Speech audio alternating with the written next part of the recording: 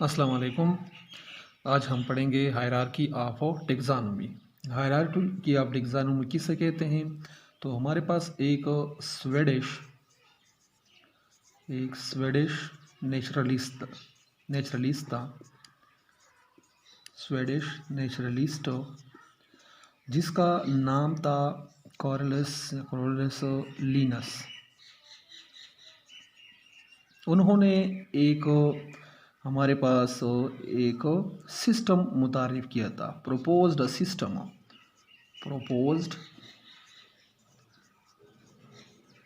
System, एक system उन्होंने मुतारिफ किया था। और ये सिस्टम किस चीज़ के बारे में था? ऑफ डिफरेंट रैंक्स, या हमारे पास मुख्तलिफ़ किस्म की लेवल्स का उन्होंने एक सिस्टम मुतारिफ किया था। किस चीज़ के लिए? For the classification of organisms, for classification of organisms को क्लासिफिकेशन या ऑर्गेनिजम्स की क्लासिफिकेशन करने के लिए उन्होंने एक सिस्टम प्रपोज्ड किया था। अच्छा, मुख्तलिफ़ लेवल्स या रैंक्स का, इनमें जो लेवल्स और रैंक्स थे हमारे पास, उन लेवल्स को उन्होंने नेम दिया टेक्सा का। ये मुख्तलिफ़ लेवल्स और रैंक्स जो थे इसको उन्होंने नेम दिया टेक्सा का, और इसका सिंगुलर टेक्सॉन है। अच्छा, ये टेक्सास जो थे ये हमारे पास एक लेडर की तरह अरेंज थे। ये अरेंज्ड लाइक ए लेडर, एक सीढ़ी की तरह ये टेक्सास या डिफरेंट जो लेवल्स थे या डिफरेंट रैंक्स थे, ये एक लेडर की तरह अरेंज थे। यानी मतलब जो हमारे पास लेडर होता है उसकी तरह ये अरेंज थे। लेडर में क्या होता है कि सबसे पहले हमारे पास ऊपर इसकी ये होती है, फिर ऊपर से नीचे की तरफ आती है। तो इस तरह हमारे पास जानदार, इस सिस्टम के मुताबिक जो जानदार थे वो एक लेडर की तरह उनकी अरेंजमेंट हुई थी। और लेडर में जो मतलब हमारे पास ऑर्गेनिजम्स थे वो सबसे पहले या सबसे ऊपर जो थे वो हमारे पास यानी मोस्ट सिंपल थे, प्लस लार्जर ग्रुप पे डिवाइड थे। मोर सिंपल और लार्जर ग्रुप था उनका, और ये इससे आए हुए थे मोर या मोस्ट स्पेसिफिक की तरफ मोस्ट स्पेसिफिक प्लस स्मॉलर, इसकी तरफ ये आए हुए थे ये ऑर्गेनिजम्स। ठीक है, तो ये जो हमारे पास एक सिस्टम था जिसमें जानदारों को क्लासिफिकेशन की गई थी मुख्तलिफ लेवल्स और रैंक्स में, इस सिस्टम को हम हायरार्की ऑफ टेक्सोनोमी कहते हैं, जो कि स्वेडिश नेचुरलिस्ट कार्लस लिनियस ने प्रपोज्ड किया था। अच्छा, इस सिस्टम के मुताबिक हमारे पास जो स्पेशीज़ है, स्पेशीज़ जो है ये हमारे पास तो बेसिक और स्मॉलेस्ट यूनिट है क्लासिफिकेशन का। स्पेशीज़ हमारे पास बेसिक प्लस स्मॉलेस्ट यूनिट है किस चीज़ का? ऑफ क्लासिफिकेशन का बेसिक बुनियादी और सबसे छोटा जो यूनिट है वो हमारे पास है स्पेशीज़। ठीक है, अब स्पेशीज़ हम किस चीज़ को कहते हैं, या स्पीशी हम किस चीज़ को कहते हैं? स्पेशी हमारे पास होता है ए ग्रुप ऑफ सिमिलर ऑर्गेनिजम्स। एक ग्रुप होता है सिमिलर ऑर्गेनिजम्स का which can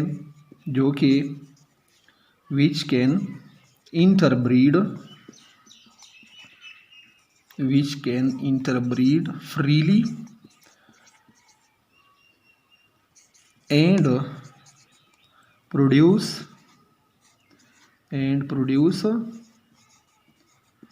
fertile offsprings. And produce fertile offsprings. इसको हम स्पेशी कहते हैं। ऐसा ग्रुप, जानदारों का एक ऐसा ग्रुप जो हमारे पास इंटरब्रीड, जो आपस में मिल सके और अपनी तरह फर्टाइल ऑफस्प्रिंग बच्चे भी पैदा कर सकते हैं, उनको हम स्पेशीज कहते हैं। अच्छा, अब हमारे पास जो स्पेशीज होते हैं उनमें क्रोमोसोम्स की तादाद एक होगी, यानी all member of same species है, उस same number of chromosome. For example human beings जो है,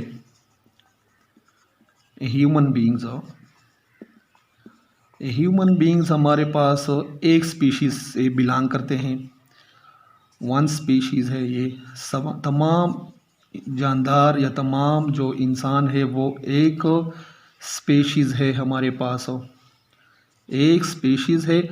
और इनमें जो क्रोमोसोम की तादाद होगी, क्रोमोसोम की तादाद जो होगी वो हर इंसान में 46 होगी। सोमेटिक सेल में हर एक इंसान की सोमेटिक सेल में नंबर ऑफ क्रोमोसोम 46 होंगे।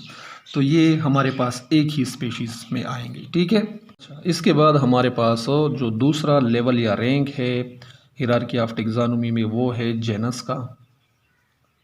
तो जेनस किसे कहते हैं? जेनस हमारे पास वो ऑर्गेनिजम्स होते हैं, यानी एक ग्रुप ऑफ ऑर्गेनिजम्स को कहते हैं, ग्रुप ऑफ स्पेशीज या ऑर्गेनिजम्स। ग्रुप ऑफ स्पेशीज, हमारे पास एक स्पेशीज का ग्रुप होता है, लेकिन वो स्पेशीज हमारे पास सिमिलर होते हैं सम कैरेक्टर्स में। A group of species which are similar in some characters, इसको हम कहते हैं जेनस, ठीक है। यानी मतलब जो हमारे पास स्पेशीज़ होते हैं, स्पेशीज़ में जब हमारे पास इस तरह के ऑर्गेनिज्म आ जाते हैं जो कि सम कैरेक्टर्स में एक दूसरे के साथ सिमिलर हो, उनको हम जेनस कहते हैं।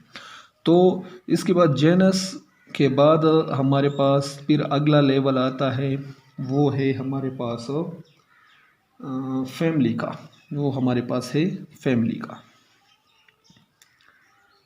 फिर इसके बाद ऑर्गेनिजम्स को फैमिलीज़ में डिवाइड किया जाता है। फैमिलीज़ क्या होता है? जो हमारे पास यानी जेनस क्लोजली रिलेटेड जो जेनस होते हैं उनको हम फिर फैमिलीज़ में डिवाइड कर लेते हैं, और क्लोजली रिलेटेड जो फैमिलीज़ होते हैं उनको हम ग्रुप करते हैं ऑर्डर्स में।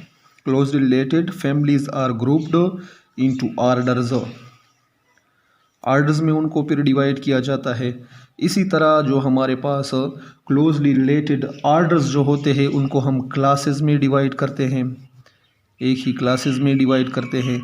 और क्लोजली रिलेटेड क्लासेस जो होते हैं वो हमारे पास फाइलम्स में डिवाइड हो जाते हैं, और जो फाइलम्स होते हैं क्लोजली रिलेटेड उनको हम किंगडम्स में डिवाइड कर लेते हैं, किंगडम्स में, ठीक है।